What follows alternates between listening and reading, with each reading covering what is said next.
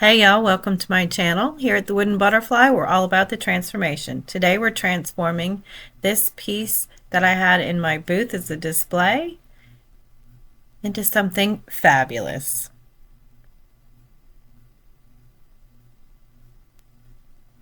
So the first thing I did was I'm creating a paint pour on the top of this table.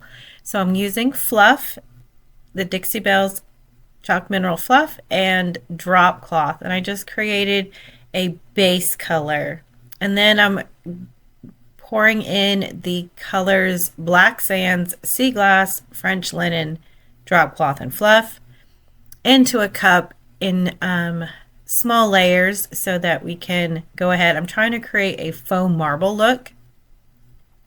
And what I did is I took the paint and mixed it equal parts of paint to clear coat gloss. That allows the paint to flow and to move about on there. Now, technically, I really should have used a little more paint for my base. So it's not flowing quite as well as I would like it, but you go ahead and you just start tipping the table. And I'm running my finger through to just blend those colors out, soften them a little bit. I didn't want them quite so harsh. And I wanted different depths of color as well. So that's why I'm trying to get them to flow a little bit and open up slightly instead of being quite so harsh.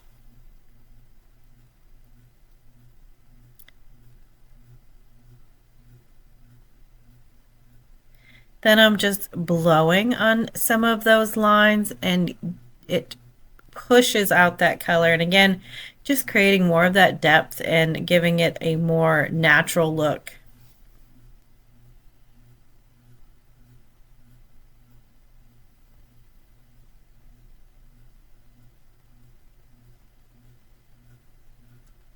And then I added just a little more white in the drop cloth because I'm really trying to, like I said, I was trying to mute most of that harshness so that it wasn't just quite so harsh. But you're just going to make sure that your floor is covered. As you can see, I have inexpensive plastic tablecloths that I got at Walmart and gloves. Then I also taped off the bottom of the piece so that none of the paint would drip down onto there.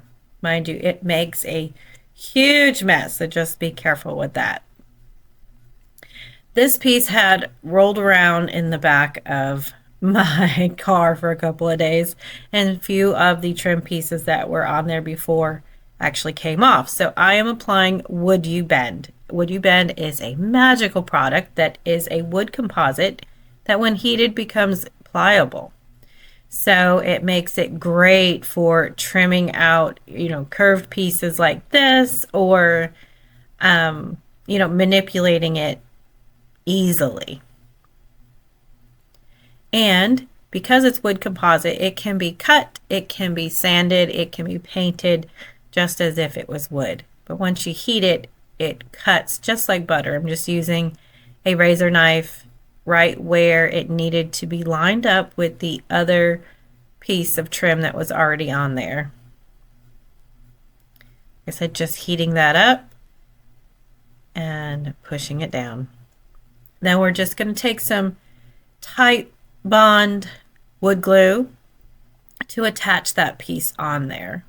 Just using a artist brush, applying some glue and then pressing it in, and then we're going to heat it back up again so that it really creates a nice seal. So I'm going to continue to push it into place, straighten it out as much as I can, and applying that heat really creates a nice seal from the back of the trim to the piece of furniture. And then we're going to go ahead and we're going to use the Redesign with Prima modeling material to create the mold on the front. I use Redesign with Prima molds. I'll link the ones that I used in the description, and I'm not really sure which one it is. Now, some people use cornstarch in their mold. I personally have not ever had an issue where my modeling material has stuck in the mold, so I just skip the step of the cornstarch. But all you're going to do is pop that mold out, or peel it out, really. You're going to peel back that silicone mold and then apply some more Titebond wood glue to the back. Now there is two ways of doing this as well. You could have laid that piece of the molding on there, laid the piece of furniture down so that it would rest on there and allowed to dry that way before applying the glue. That would take some of that cracking away, versus I glued it on when it was wet, and as it dried it shrunk a little bit and it actually cracked some. I wasn't too worried about that because I liked the character of it. I took a screw and went through the back to go ahead and poke the hole in, so because that's where our knob is going to go, and then just place some masking tape over the top to hold it in place. It's sticking quite well, but I just wanted to reassure that it was going to stay there. And then I went ahead and did another mold of this very leafy scroll work. And again, the name of the mold I don't know right offhand, but I will leave in the description. The awesome thing about the modeling material is that you can manipulate it really well. You can bend it and scrunch it and take parts off and whatnot. It works really nice. A lot of people will use the resin, which works really great as well. It gives a smoother appearance, but it doesn't have quite as much maneuverability. So I went ahead and used the modeling material because I wanted to really manipulate these things. And then I took a razor knife and cut around where the drawer would open, because we want this drawer to be able to open. The original, when I originally did this, I sealed the drawer shut. And now that it's going to be an actual working piece and not just a display piece, we want that drawer to work again. There were two other levels to this that I took off and actually did a really cool technique on those, more faux marble, and that'll be the next video. So be sure to subscribe and you won't miss that next video when it comes out. So I'm taking the modeling material and just showing you how the molds are actually started from the beginning, because we got to go ahead and do the other side of this table, right? We don't want just one side done. So you're going to take that modeling material out of the container. You're just going to mold it in your hands and warm it up a little bit, and it works really well. It has a really smooth consistency, and it's, you know, it's dense, but it is very pliable. So you're just going to go ahead and you're going to work that material into all of the crevices of the pattern the shape that you're trying to mold it into, and you're just going to keep working it with your fingers. And then you're going to, I like to take my thumb and rake it across the top, or a finger, and kind of going from the inside out, removing any of that excess material, because we don't want large lumps and excess around the edges. So we just want to go ahead and peel all that back so that it has a fairly flat surface to attach to your piece of furniture, as well as none of that excess on the outside. So then we're just going to do the same process of peeling back that mold and popping it out so that it's ready to manipulate and put on your piece of furniture. Now don't do the mistake that I did. I actually, as I was showing you, I actually duplicated the exact same leafy fleur-de-lis type pattern, but the problem is there's one that curves right and there's one that curves left, and I did two rights instead of a right and a left. So just keep that in mind. To see, I'm showing you here, it's the wrong one, so just make sure you have those right. So I just filled in with lots of leaves and roses, and again, I'll link all of the molds in the description. But I just wanted to fill in a little bit, and I filled in a little more on the legs as well, because those were already there. Now I'm just taking a artist brush to go ahead and go over the trim on the edges with French linen. And then as I'm blending, I actually add a little bit of dry brushing with the lighter color, and it really popped those the leafy pattern of that trim out, the details really nicely. And now for the fun part, it's the blending. For me, blending is just a time for me to let go and really let the paint flow together. And I know this kind of sounds kind of hippy dippy, but it's true. It's really a time to not worry about it being perfect and not worry about anything being overly detail oriented at this point. You're really just trying to add some depth and some shadow to the side of this piece. I was really trying to go for this old world feel, so it isn't perfect, and that's where I wanted to leave it. So I took drop cloth and painted the center section, and of course I dampened my brush first, because when we're working with chalk mineral paint, we want to make sure that that brush is damp. I used a zebra brush, it's called the fan brush, for the drop cloth that I painted first. And now I'm going with French linen with the square brush. It's the 1-inch square. And then we're going to take a Dixie Belle oval medium brush. I really like this one to blend with because it has really soft bristles, but also it's very dense. So we want that to stay dry. We don't want to wet that. We could spray the paint on the piece, but you don't want to dampen this brush because it'll muddle things too much. So what we're doing is just really swirling the brush, and we're going against the grain. What we're trying to do is eliminate that line between the French linen and the drop cloth. We just want a shadow and a blend. We don't want it to have a harsh line around there. And then I took the 1-inch round brush from Zebra again to add the highlight in the middle, and that's with Fluff. The Zebra brushes are great. Well, both brushes are great because they're synthetic bristles, but the Zebra brushes clean up really well.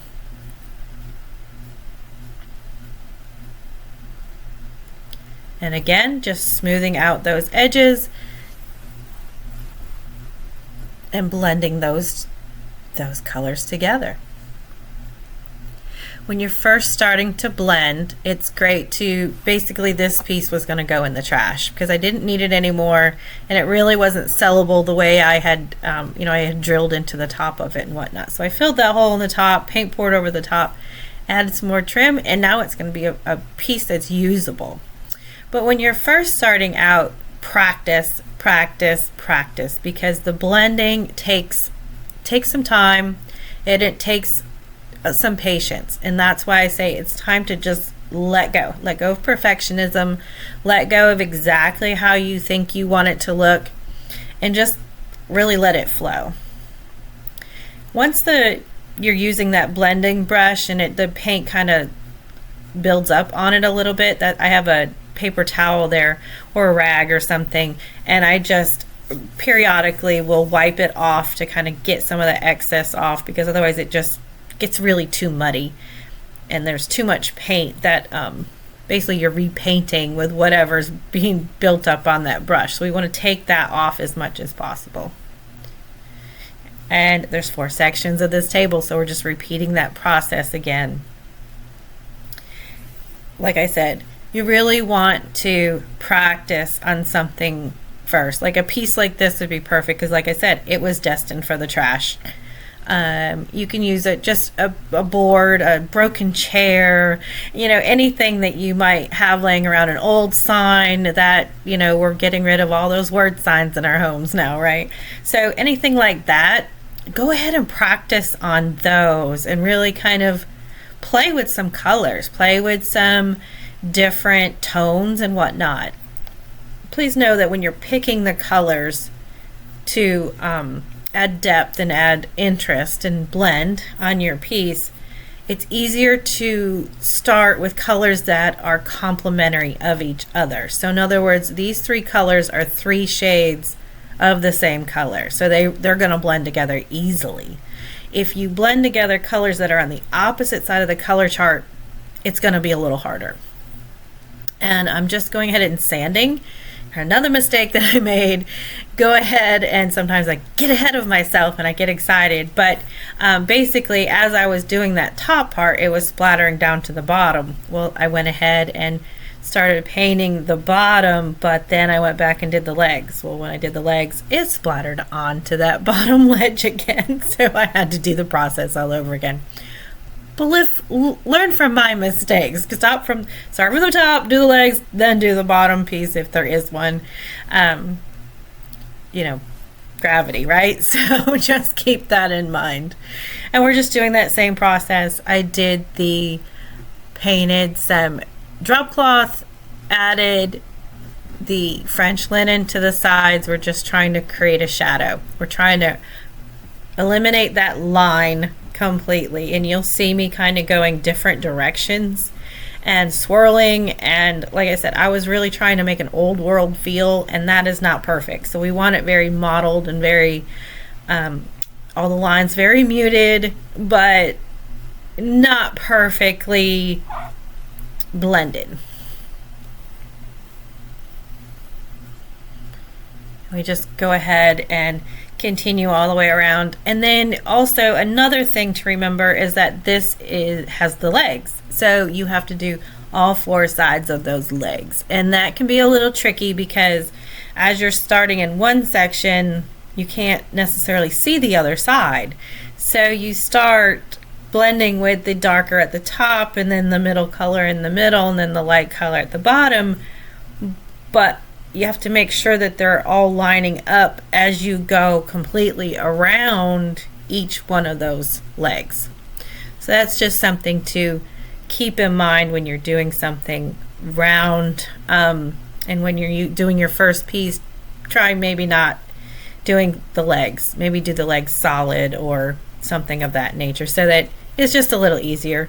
But like I said, practice, and you'll get it eventually. So you'll get it to where you want it to be. You'll see that every now and then I'll take that spray bottle, it's a continuous misting bottle, and I'll mist the paint, and that really just helps those colors to blend together really well. So that is really something great to have in your toolbox because it helps that paint go further, as well as it helps the colors really blend together well and gives you a really nice smooth finish as well.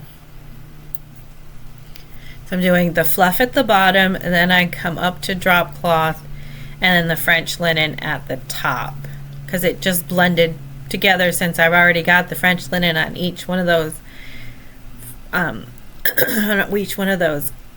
lip sections. We want the French linen to then kind of trickle down to each one of the legs.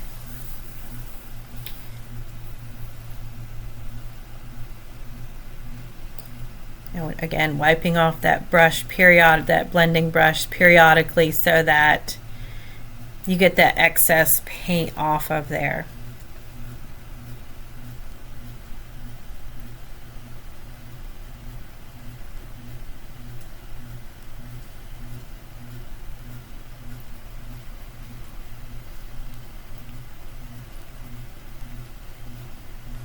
It doesn't matter necessarily which brushes you use for each one of the colors. It's just really important to have a separate brush for each one of those colors because again, you don't want to take your French linen, which is that darker taupe color, and dip it into the drop cloth.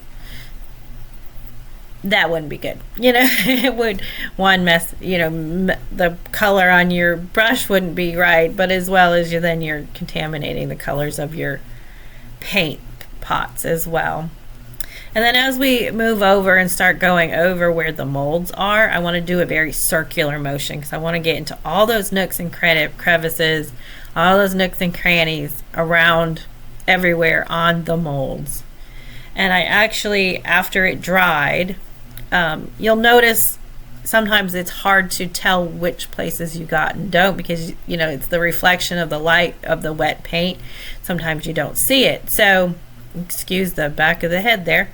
But oh, and I just love how that came together right there, right there. Sorry, but and then we go ahead and we do the front section as well. But I laid this on its side and then looked at it from other angles to make sure that I got everywhere covered. And then I am going to seal this piece. I sealed it with Gator hide, which is our water repellent sealer. I put on 3 coats of that. I put on 2 coats. I sand it lightly, and then I put the 3rd coat on. And I'm using my Wagner Flexio 5000 to spray this on, and it comes out beautifully. And I felt that the drawers needed a little pizzazz because they were a little boring, so we're adding a transfer on there, and that is one of our Dixie Belle's Bells and Whistles transfer, and I'll leave the name again in the description. And I actually think that this one might be discontinued, so just I'll let you know in the description if it is discontinued or not. You're just going to rub that with the stick that's in the transfer package, and you're going to peel away that plastic that is on the top as you rub. You want to make sure it's adhered to your piece of furniture before you start, peeling away. We needed a knob because I thought I had one in my stash, but actually I didn't. So I ran over to Hobby Lobby and it was 50% off week, so that was a bonus, and added a glass knob to the front, where we had made that hole from the beginning. And there she is. What do you think? Was the transformation worth it? Would you have just thrown it in the trash, or would you have had some fun with it?